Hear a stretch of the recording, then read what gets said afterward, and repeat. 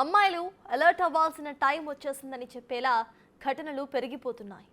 ఒక శ్రీవర్షిని, ఒక నాగాంజలి ఘటనలు సమాజంలో జరుగుతున్న వ్యవహారాలకు ఎగ్జాంపుల్స్గా మారుతున్నాయి. అఘోరి మాట విని వెళ్ళిపోయిన శ్రీవర్షిని కథ ఎటు మలుపు తిరుగుతుందో చెప్పలేని పరిస్థితులు. జీవితంలో ఎన్నో కలలు గని ఏదో సాధించాలి అనుకొని చివరికి వేధింపులకు గురై తనువు చాలించిన నాగాంజలి ఘటనలు సమాజానికి ఓ కనువిప్పు. ఉద్యోగాలు చేసే దగ్గర, కాలేజీల్లో, స్కూళ్లలో, ఇంటి దగ్గర, ఇంటి బయట, బంధువైనా అపరిచితుడైనా ప్రతి అడుగు జాగ్రత్తగా వేయాల్సిందే. జాలిపడ్డా నమ్మినా మిగిలేది నయవంచనే.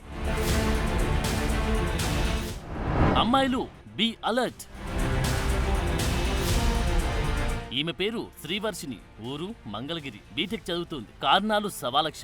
ఏమైతేనేం ఇదిగో ఇలా లేడీ అఘోరితో వెళ్లిపోయింది. మేజర్ అంటుంది, తన జీవితం తన ఇష్టమంటుంది. చక్కగా చదువుకుంటున్న అమ్మాయి ఇలా అఘోరితో వెళ్లిపోవడం ఏంటి అని చాలా మంది అనుకున్నారు. అయ్యో ఇదేం కష్టమని చాలా మంది బాధపడ్డారు. తీరా పోలీసులు దర్యాప్తు చేస్తే గుజరాత్ లో అఘోరితో ఉన్నట్లు తేలింది. అక్కడి నుంచి మళ్లీ సొంతూరుకి ప్రయాణం.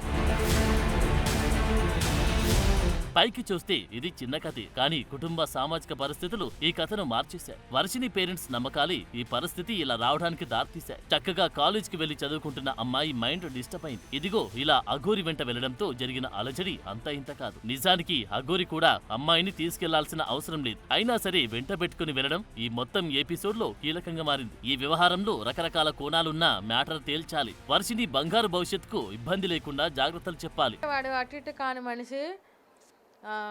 ఆయన టోల్గేట్ దగ్గరకు వచ్చి పోలీసులను కొడుతూ అలసలు చేసే టైంలో పాప చూడటానికని వెళ్ళిందండి. వెళ్ళిన టైంలో ఆమెకి గుడ్లు తీసేస్తే గుడ్లు వేసి అట్లా ఉండకూడదు, రాజేష్ అఘోరి మనుషులుగా ఆమెకు పరిచయం అయ్యారండి. అప్పటికే పాప రాజేష్ నాథ్ అఘోరి దగ్గర 2 సంవత్సరాలు దీక్ష తీసుకుని ఉండటం వల్ల వెళ్ళటం జరిగిందండి. జరిగేసరికి ఆమె అక్కడి నుంచి వచ్చేసినాక ఫోన్ నెంబర్ తీసుకుందంటండి పాపది. అట్లా కాంట్రాక్ట్లో ఉండి పాపని డ్రాప్ చేసిందండి. ఆ టైంలో కారు చెడిపోయిందని ఏడ్చి మమ్మల్ని రిక్వెస్ట్ చేసిందండి. మా పిల్లల్ని, మా అబ్బాయిలని ఇద్దరిని రిక్వెస్ట్ చేస్తే అప్పుడు పాప కాడ ఉండి అమ్మ ఏడుస్తుంది కదా, ఎవరైనా బాధ ఒకటే కదా, ఒక్క నైట్ కొంచెమని బతిలాడిందండి పాప. బతిలాడేసరికి మేము తీసుకొచ్చామండి. తీసుకొచ్చినాక పిల్లకి మాయ మాటలు చెప్పి అయ్యి అంత డబ్బు ఉంది, ఎంత డబ్బు ఉంది, అక్కడికి వెళ్తే అంత ఎంజాయ్ చేయొచ్చు, ఎంత ఎంజాయ్ చేయొచ్చు, నీకు అన్ని ఎవరాయని చేస్తాను, చెక్ పవర్ ఇస్తాను, అవి పెడతాను, ఇవి పెడతాను మాయ మాటలు చెప్పి మళ్ళీ 2వ సారి రావటం జరిగిందండి. నేటి సమాజంలో అమ్మాయిలు ఏదో రకంగా ఎవరో ఒకరి ట్రాప్ లో పడుతూనే ఉన్నారు. ఇందుకు చాలా కారణాలున్నా అలర్ట్ అవ్వాలంటూ చాలా ఉదంతాలు కనిపిస్తున్నాయి. స్మార్ట్ ఫోన్లు, సోషల్ మీడియా స్నేహాలు, అతి నమ్మకం, బాగా చూసుకుంటానని చెప్పి మాయమాటలు, ప్రేమిస్తున్నట్లు నటించడాలు ఇవన్నీ జరుగుతున్నాయి. వీటి ట్రాప్ లో పడితే అమ్మాయిల పరిస్థితి దారుణంగా ఉంటుంది. మిస్సింగ్ కేసులు, ఫోక్సో కేసులు, రేప్ కేసులు, బ్లాక్ మెయిల్స్, లైంగిక వేధింపులు ఇలాంటివెన్నో కేసులు వస్తున్నాయి. చాలా వరకు పోలీస్ స్టేషన్ మెట్లే ఎక్కడం లేదు. ఇప్పుడు మరో ఎగ్జాంపుల్ చూద్దాం. ఇక్కడ కనిపిస్తున్న ఈ యువతి పేరు నాగాంజలి. ఫార్మసీ ఫైనల్ ఇయర్ చదువుతుంది. రాజమహేంద్రవరం కిమ్స్ బొల్లినేని హాస్పిటల్లో ఫార్మాలజిస్ట్ గా పనిచేస్తుంది. అదే హాస్పిటల్లో పనిచేసి ఏజీఎం దువ్వాడ దీపక్ పరిచయం చేసుకుని ఆమె వెనుకే తిరుగుతూ ప్రేమించాను అని నమ్మించి శారీరకంగా, లైంగికంగా వేధించేవాడన్న ఆరోపణలు వచ్చాయి. ఈ నేపథ్యంలోని నాగాంజలిని బ్లాక్ మెయిల్ చేస్తున్నాడన్న బాధతో మార్చి 23న సూసైడ్ నోట్ రాసి ఇంజెక్షన్ తీసుకుని సూసైడ్ అటెంప్ట్ చేసింది. కళ్ళు తిరిగి పడిపోయిందని సమాచారం ఇవ్వడంతో వారి కుటుంబ సభ్యులు అక్కడికి వెళ్లి అడ్మిట్ చేశారు. ఆ క్రమంలోనే అంజలి డైరీలో సూసైడ్ నోట్ దొరికింది. ఆ లేఖలో దీపక్ వేధింపులు బయటపడ్డాయి. దీంతో మహిళా సంఘాలు ఆందోళనలు తీవ్రం చేశాయి. ఆ సూసైడ్ నోట్ తో పాటు ఆమె తండ్రి ఇచ్చిన ఫిర్యాదు ఆధారంగా చేసుకుని దీపక్ పై కేసు నమోదు చేసి అరెస్టు చేశారు పోలీసులు. ఇప్పుడు నాగావళి బతికిలేదు. ప్రాణాలతో కొట్టుమిట్టాడుతూ 4న చనిపోయింది. ఒక నిండు ప్రాణం బలైంది. ఆమె రాసిన సూసైడ్ లెటర్ అందరినీ కన్నీళ్లు పెట్టిస్తోంది. మిగతా అమ్మాయిలను అలర్ట్ చేస్తోంది. పనిచేసే ప్రదేశాల్లో, కాలేజీల్లో, స్కూళ్లలో, ఇంటి దగ్గర, ఇంటి బయట, పబ్లిక్ ప్లేసుల్లో ఎలా ఉండాలో, ఎంతటి అప్రమత్తత అవసరమో నాగాంజలి ఘటన నిరూపిస్తుంది. జీవితమంతా నాశనం చేసుకుని ఏడవడానికి కూడా తనకు ఓపిక లేదని సూసైడ్ లెటర్ లో రాసుకొచ్చింది. ఓ వ్యక్తి చేతిలో మోసపోయి ఇంటికి వెళ్లే ధైర్యం లేదని, జీవితంపై చాలా కలలు కన్నానని, కానీ వాటిని చిదిమేశాడని ఆవేదనను వ్యక్తం చేసింది. ఒక ఫంక్షన్ కు చీర కట్టుకుని వెళ్లడమే తాను చేసిన పాపమని, ఒక మోసగాడి కన్ను తలపై పడిందని రాసుకొచ్చింది. తాను చదువుకున్న చదువు కూడా తాను చనిపోవడానికి అన్న సంగతి గ్రహించలేకపోయానన్నది. ఆడపిల్లలకు రక్షణ లేదని, తనను ఎంత కొట్టినా తిట్టినా ఓపికగా భరించాను అని తనకు ఎదురైన ఘటనలను వివరించింది. ఇక తట్టుకునే శక్తి, ఓపిక తనకు లేదని, అన్ని రకాల వేధింపులతో ఇక తనువు చాలిస్తున్నానన్నది. అమ్మా నాన్న నన్ను క్షమించండి, వేరే దారి లేక చనిపోతున్నానంటూ చివరి మాటగా ముగించింది. ఎంతటి ఘోరమిది, ఎంతటి విషాదమిది. వేధింపులు ఎదురైతే ధీటుగా ఎదుర్కొనే శక్తి ఉంటే ఇప్పుడు ఆ అమ్మాయి బతికి ఉండేది. తనకు జరిగిన మోసంపై పోరాడి ఉండేది. కానీ ఆ శక్తి అందుకోలేకపోయింది. వేదనతో కుమిలిపోయింది. జీవితాన్ని ముగించింది. ఫార్మసిస్ట్ కావడంతో బ్రెయిన్ డెడ్ అయ్యేలా స్వయంగా ఇంజెక్షన్ తీసుకుంది. ఆ ఘటన ఏపీలో రాజకీయంగానూ దుమారం సృష్టించింది. విద్యార్థినులు, యువతుల రక్షణకు ప్రభుత్వం చర్యలు తీసుకుంటుందని పవన్ కళ్యాణ్ చెప్పారు. విద్యార్థిని కుటుంబానికి ప్రభుత్వం అండగా ఉంటుందన్నారు. ఆమె ఆత్మహత్యకు కారకుడిపై చట్ట ప్రకారం చర్యలుంటాయని చెప్పారు. కానీ నిండు ప్రాణమైతే బలైపోయింది. ఈ సమస్య ఒక నాగాంజలిదే కాదు, సమాజంలో చాలా మంది అమ్మాయిలది ఇదే కదా, ఇదే వ్యధ. వీధి రౌడీ, సహ విద్యార్థి, దూరపు బంధువు, అందాక ఎందుకు ఆఖరికి కన్న తండ్రైనా బాంధవ్యాలే లేవు, వావి వరుసలు అసలే లేవు. అలాంటి ఘోరాలు జరుగుతున్న సమాజం ఇదే. ఇక సోషల్ మీడియా ముసుగులో జరుగుతున్న ఘోరాలకు అసలంతే లేదు. చివరికి జీవితాలే బలైపోతున్నాయి. ఇందులో సున్నిత మనస్కులు చిక్కుకొని విలవిలలాడిపోతున్నారు. యువతులను అలర్ట్ చేయడంలో పేరెంట్స్, సమాజం కూడా కీలకమే. ఈ దృశ్యాలు చూడండి. విజయనగరం జిల్లా శివరాం గ్రామంలోనివి. ఇంట్లో వంట చేస్తూ ఉండగా ఓ యువతిపై దుండగులు దాడి చేశారు. ముసుగు వేసుకుని వచ్చి మరీ కత్తులతో పొట్టలో పొడిచి ఇంటి వెనక వైపు నుంచి పరారయ్యారు. వెంటనే ఆమెను చీపురుపల్లి ప్రభుత్వ ఆసుపత్రికి తరలించారు. కారణాలు తెలియవు, కానీ ఇంటికి వచ్చి మరీ పొడిచి వెళ్లడమేంటి? సో ఈ ఘటన చెబుతున్నది ఏంటంటే సమాజంలో అమ్మాయిలకు భద్రత కరువైందని, అలర్ట్ గా ఉండాలని.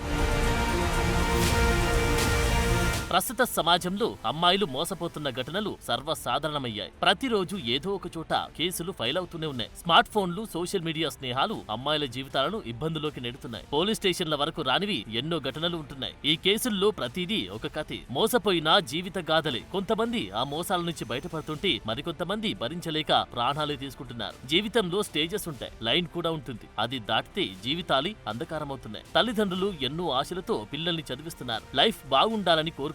కానీ చిక్కుముళ్లలో చిక్కుకొని తీరా తప్పు గ్రహించేసరికి బందీలవుతున్నారు. బ్లాక్ మెయిల్స్ తో మనోవేదనకు గురవుతున్నారు.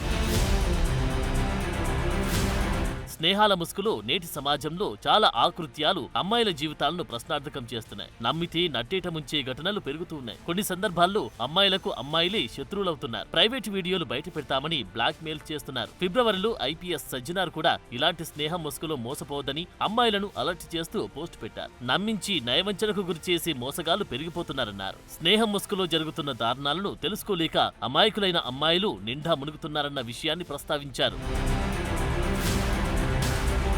సమాజంలో పైకి మనకు కనిపిస్తున్నవి కొన్ని. తమ పరువు ఎక్కడ పోతుందనే భయంతో పోలీసులకు ఫిర్యాదు చేసేందుకు చాలా మంది ముందుకు రావడం లేదు. ఫ్రెండ్స్ ని ఎంచుకునే విషయంలో బ్లైండ్ గా ఉండొద్దు. స్నేహం వరకే ఉండాలి. పరిధి దాటి ముందుకు వెళ్తే నష్టం, మానసిక క్షోభ ఇవి తప్పవు అన్నది గ్రహించగలగాలి. ఆడపిల్ల అంటేనే సమాజంలో ఎన్నో గుండాలుంటున్నాయి. అన్ని దాటగలగడమే ఇప్పుడు అందరి ముందున్న సవాల్.